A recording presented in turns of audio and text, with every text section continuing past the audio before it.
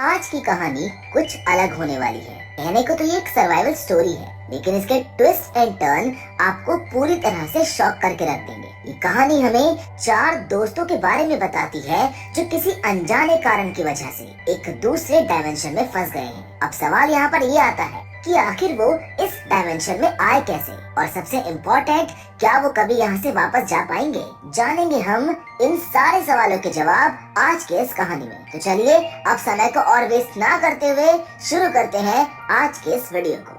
Hollywood silver screen presenting the lost ones. कहानी की शुरुआत में हम एक बच्चे को देखते हैं जो एक जंगल में घूमते हुए वहाँ आ रही रोशनी की तरफ जा पहुँचता है। उस बच्चे को ये रोशनी काफी अच्छी लगती है। ऐसा लगता है मानो वो हमेशा ही इसी पल का इंतजार कर रहा हो। तभी अचानक आंद्रे नाम के एक आदमी की नींद खुलती है और उसका ये सपना टूट जाता है। दरअसल आंद्रे अपने सपने में अपनी बचपन की यादों को याद कर रहा होता है। नींद खुलते ही उसको याद आता है कि आज तो संडे है और नियम के अनुसार इस दिन आंद्रे अपनी फैमिली के साथ फिशिंग पर जाया करता था। लेकिन आज प्लान्स में कुछ चेंजेस के कारण आंद्रे अपनी फैमिली से बात करके अपनी कार में कहीं निकल जाता है। तभी रास्ते में उसे अपने बॉस का कॉल आता है जो उसको बताते हैं कि एक डील क्रैक करने के लिए तुम्हें अपने कलीग्स के साथ जाना होगा।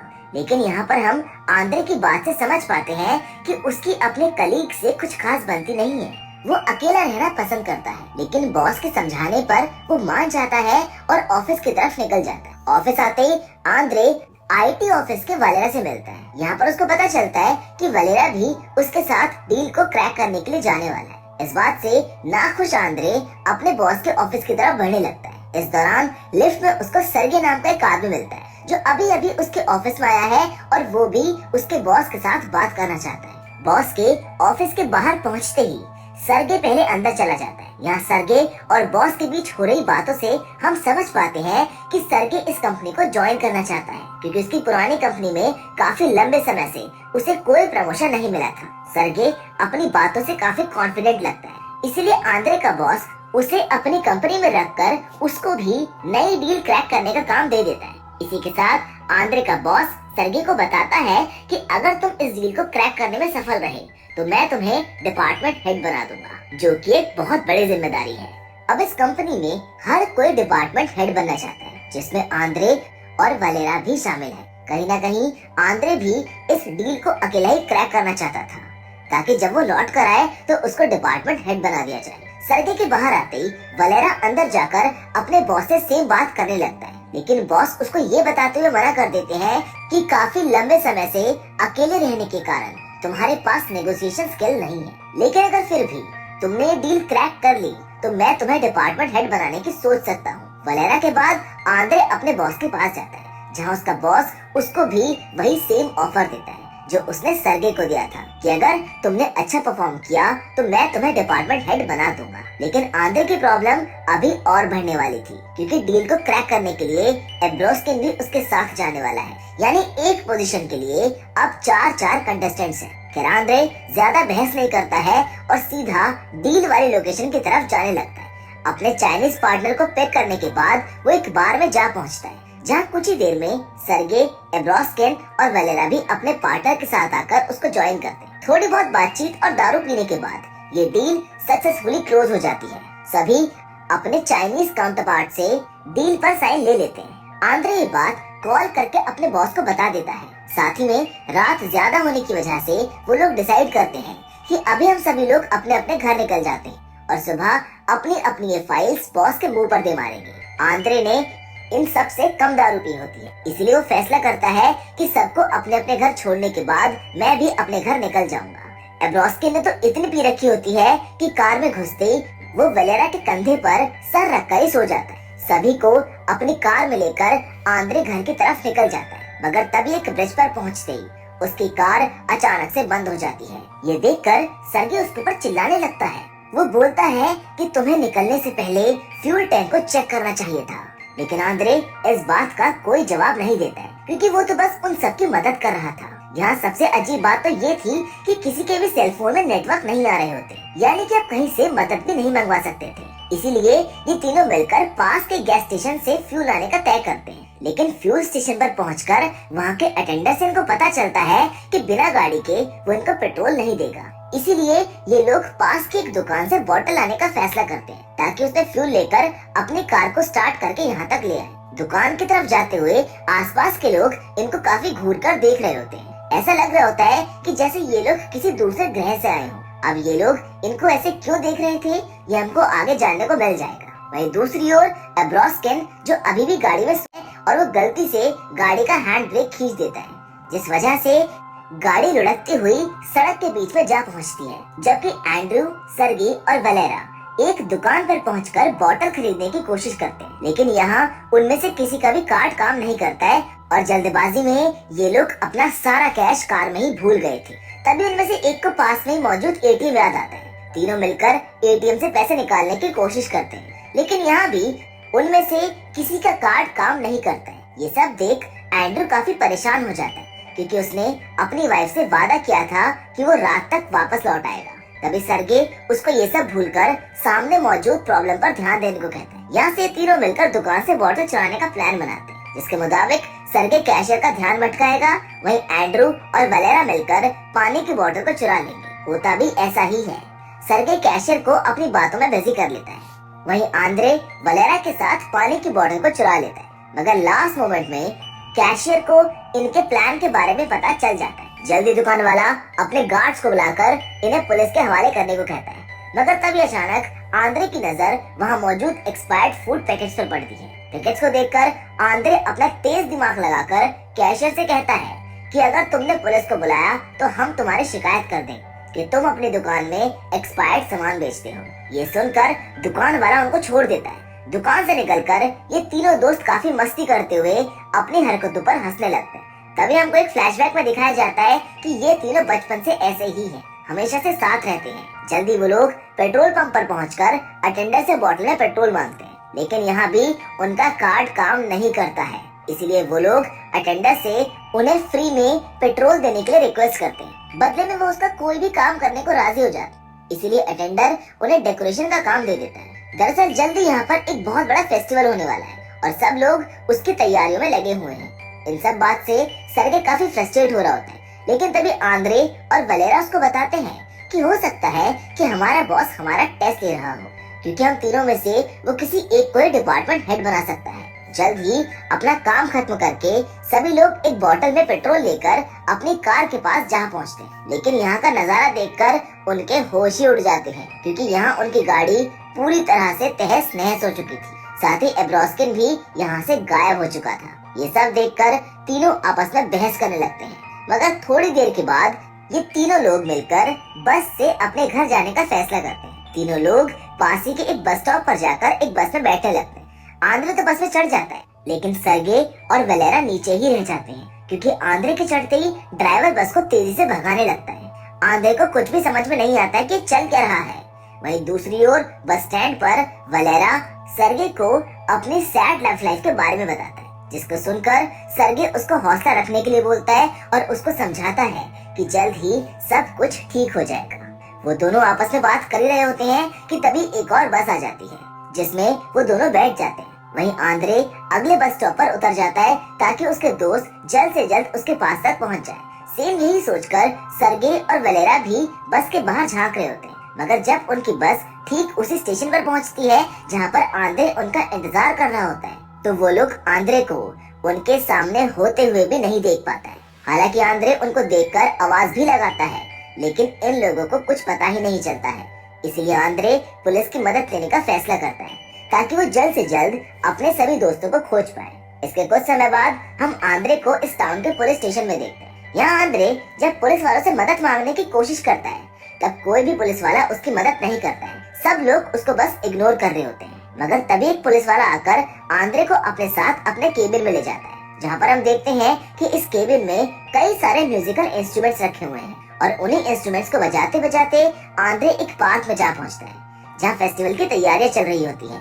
अब ये सब क्या हो रहा है हमको जल्द ही पता चल जाएगा। खैर वहीं दूसरी ओर हम सर्गे और वलेरा को एक नाइट क्लब में देखते हैं, जहाँ वलेरा को स्टेज पर डांस कर रही एक लड़की पसंद आ जाती है। सर्गे उसे काफी मोटिवेट करता है और वलेरा को उस लड़की से बात करके साथ में डांस करने के लिए कहता है। हालांकि वलेरा काफी डर रहा होता है, लेकिन सर्गे उससे कहता है कि अगर वो लड़की तुमसे कुछ भी पूछे तो तुम उसको बोल देना कि हम दोनों में तुमसे बात करने के लिए शर्त लगी थी।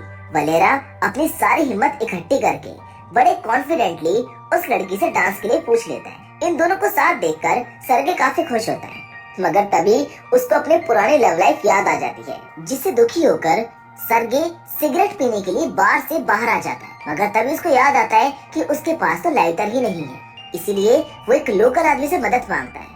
और तभी अचानक हम एक कार में बैठे कुछ लोगों को हवा में फायर करके बड़ी तेजी से वहाँ से निकलते हुए देखते हैं। ये देखकर सर्गे उस लोकल बंदे से इसका रीजन पूछता है, जिस पर वो बताता है कि हो सकता है कि पास ही में कहीं पर वेडिंग फंक्शन हो रहा हो और ये लोग वहीं से आए हो। जल्दी वो आदमी बिना लाइटर दिए वहाँ से चला जाता है। सर्गे को कुछ समझ नहीं आता कि अब वो क्या करे। तभी एलिसा नाम की एक लड़की बार में से बाहर आती है और ये वही लड़की है जिससे वलेरा बात करने गया था। एलिसा सर्गे को देखकर उसके साथ फ्लर्ट करने लगती है, मगर इस बात से सर्गे काफी गुस्सा हो जाता है और उससे कहता है कि हर लड़की ऐसा क्यों करती है, क्यों वो जानबूझकर अच्छे लड़कों को धोखा देती है और हमेशा प्रिंस चार्मिंग की तलाश में लगी रहती है। तभी अचानक सर्गे को पार्क में से ट्रम्पेट की आवाज आती है। वहाँ पहुँचते ही सर्गे को आंद्रे मिल जाता है। आंद्रे अब तक की सारी घटना सर्गे को बता देता है, मगर यहाँ पर हम आंद्रे के बिहेवियर में कुछ चेंजेस देखते हैं, जैसे कि वो यहाँ के लोकल लोगों के साथ डांस करने लगता है। और जब सर्गे उसे अपने साथ चलने को कहता है तो वो बार बार बस एक ही बात बोलता है कि मुझको अब कहीं नहीं जाना, मुझको बस यहीं रहना है। जैसे तैसे सर्गे उसको होश में लाता है और उसको अपने साथ क्लब में ले जाता है। क्लब में आंद्रे वलेरा से मिलता है। वलेरा काफी दुखी होता है क्योंकि एलिसा उसको छोड़कर दूसरे लोगों के साथ बैठी हुई थी और वो लोग उससे काफी उल्टी सीधी बातें कर रहे थे। सर्गे भी उसको समझाता है कि एलिसा तुम्हारी गर्लफ्रेंड नहीं है, इसीलिए तुम्हें उसकी लाइफ के बीच में नहीं पड़ना चाहिए।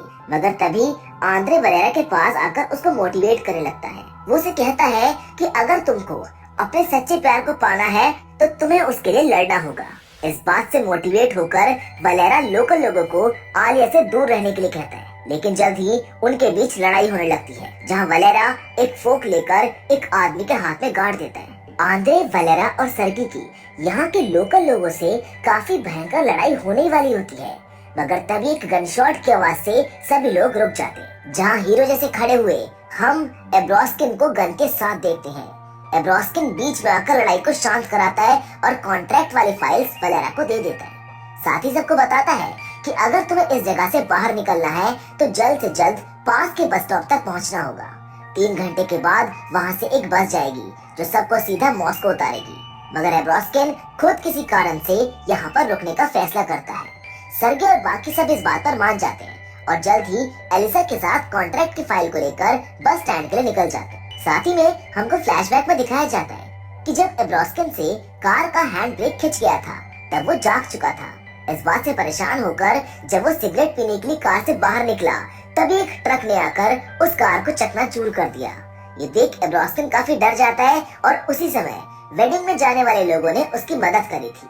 वहीं ये तीनों एलिसा के साथ उनके पीछे हो लेता है। जल्द ही एलिसा का घर भी आ जाता है, जहाँ पर हम एलिसा के फादर को देखते हैं। उसके फादर काफी नाराज होते हैं क्योंकि अभी अभी किसी ने उनकी बाइक को चुराने की कोशिश की थी। एलिसा वलेरा को अपने फादर से अपना बॉयफ्रेंड कहकर इंट्रोड्यूस करवाती है और यहाँ से ये सभी लोग खाना खाने के लिए चले जाते हैं। यहाँ पर सारे अरेंजमेंट्स एलिसा के फादर ने ही की थी और वो सबसे बड़े प्यार से बात करते हैं। हालांकि वलेरा को ये सब थोड़ा अजीब लग रहा होता है, लेकिन इस बात से नाराज होकर एलिसा के फादर उसको समझाते हैं कि अगर तुम्हें एलिसा के साथ रहना है तो यहाँ के तौर तरीकों को अपनाना होगा। ये कहकर एलिसा के फादर बाहर चले जाते हैं। इसी बीच आंद्रे अपनी वाइफ को कॉल करने की कोशिश करता है, लेकिन अभी भी उसका कॉल नहीं लगता है। तभी वलेरा की नजर सामने पड़े गिटार पर पड़ती है, जिसे वो एलिसा के साथ बजाने लगता है। वलेरा मन ही मन ये फैसला कर लेता है कि अब वो एलिसा के साथ हमेशा के लिए यहीं इस गांव में रहेगा। इधर सर्गे भी सिगरेट पीने के लिए घर से बाहर आ जाता है, जहाँ एलिसा के फादर अपनी बाइक को ठीक कर रहे होते हैं। सर्गे को देखकर एलिसा के फादर उसको समझाते हैं कि तुम्हें भी टाउन की परेड और फेस्टिवल में चलना चाहिए। अगर तुम ऐसा नहीं करना चाहते हो तो तुम्हें अपनी आत्मा खोने से पहले खुद को पहचानना होगा। हालांकि सर्गे को उनकी कोई भी बात बिल्कुल समझ नहीं आती है, और सिर्फ सर्गे को क्या, हमको भी अभी तक ये समझ नहीं आ रहा है कि आखिर यहाँ पर चल क्या रहा है। मगर थोड़ा सा इंतजार और करिए, क्योंकि सारी सच्चाई बहुत जल्द आपके सामने होगी। सर्गे जल्द से जल्द आंद्रे के साथ बस स्टेशन के लिए निकल जाता है। यहाँ निकलने से पहले अलीसा के फादर एक बार फिर से सर्गे को समझाते हैं कि तुम्हें अपनी जॉब के बारे में सोचना छोड़ देना चाहिए, क्योंकि अगर तुम अपनी जिद पर अड़े रहोगे तो तुम्हारे आसपास वालों को काफी परेशानी होगी। जल्द ही वो दोनों बस स्टैंड पर पहुंच जाते हैं, जहाँ से एक बस मॉस्को के लिए निकलने ही वाली होती है। लेकिन यहाँ सर्गे और आंद्रे दोनों के पैसे मिलाने के बावजूद भी उनके पास इतने पैसे नहीं थे कि वो दोनों एक साथ मॉस्को जा सके। दोनों लोग सोच में पड़ जाते हैं कि दोनों में से घर कौन वापस जाएगा। तभी अचानक सर्गे को कुछ क्लिक होता है और वो अपने सारे डॉक्यूमेंट्स आंद्रे को देकर उसको बोलता है कि वो मॉस्को जाए और सारे डॉक्यूमेंट्स जमा करके प्रमोशन ले ले। आंद्रे को सर्गे की जिद माननी ही पड़ती है। जल्दी आंद्रे बस में बैठकर मॉस्को पहुंच जाता है। मॉस्को पहुंचकर आंद्रे सीधा अपने बॉस के पास जा ही रहा होता है, मगर ऑफिस में अपने दोस्तों की खाली सीट्स को देखकर उसको काफी बुरा लगता है। इसीलिए आंद्रे अपने बॉस के पास जाकर अपनी नौकरी से रिजाइन कर देता है। और अब जैसे ही आंद्रे रिजाइन करता है, उसकी आंखें एक अस्पताल में खुलती है। तो दोस्तों, यहाँ पर खुलता है इस मूवी का सबसे बड़ा राज। आंद्रे होश में आते ही अपनी फैमिली को सामने देखता है, जहाँ पर उसकी वाइफ उसको बताती है कि जब तुम लोग डील क्रैक करके घर वापस आ रहे थे, तब बहुत ज्यादा ड्रिंक करने की वजह से तुम्हारी गाड़ी का एक भयंकर एक्सीडेंट हो गया था, जिसमें एब्रोस्किन की तो ऑन द स्पॉट डेथ हो गई थी। उसके कुछ समय बाद वलेरा और उसके बाद सर्गे की भी मौत हो चुकी है। सिर्फ आंद्रे ही इस एक्सीडेंट को सरवाइव कर पाया है। और अब आप लोग भी समझ पा रहे होंगे कि उस टाउन के लोग इतने अजीब क्यों दिख रहे थे। दरअसल वो सब कुछ ऐसी सोच थी जिन्होंने अपनी मौत को अपना कर उसी टाउन को अपना नया घर मान लिया था। मगर ये लोग उस जगह पर अभी अभी पहुंचे थे, इसी वजह से दुकान पर एक्सपायर्ड फूड पैकेट्स जले हुए थे। अब आप समझ पा रहे होंगे कि क्यों अलीसा के फादर सर्गे को इतना समझा रहे थे, क्योंकि कहीं ना कहीं उनको पता था कि इस एक्सीडेंट को सरवाइव कर पाना इम्पॉसिबल है। इसीलिए वो इनडायरेक्टली सर्गे को बता रहे थे कि तुम जितना जल्दी इस नई जगह को एक्सेप्ट करोगे, तुम्हारी फैमिली उतना ही कम परेशान हो, क्योंकि जितना ज्यादा वो वापस जाने की जिद करेगा, उतना ही उसकी बॉडी कोमा में फंसी रहेगी। यहाँ दूसरी ओर हम सर्गे को उसी टाउन में वापस आते हुए देखते। सर्गे भी टाउन के बाकी लोगों के साथ फेस्टिवल परेड में शामिल होने के लिए चला जाता है। सर्गे को फेस्टिवल में वापस देखकर अलीसा के फादर काफी खुश होते हैं। परेड में मौजूद सोल्स वो सोल्स हैं